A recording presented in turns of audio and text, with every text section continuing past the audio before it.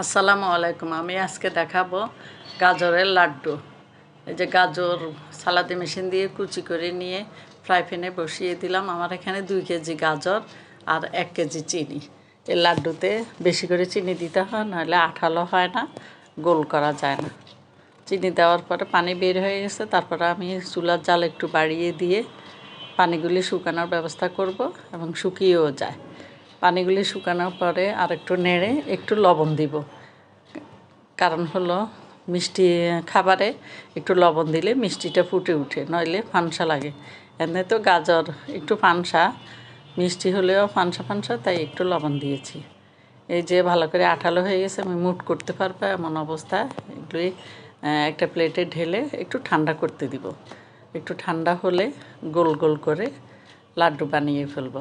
আমার এই লাড্ডু বানানোটা আপনাদের দেখে ভালো লাগলে বানিয়ে খাবেন, অনেক মজা লাগবে।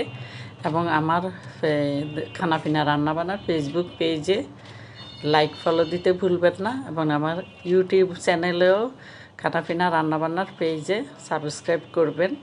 Please please please.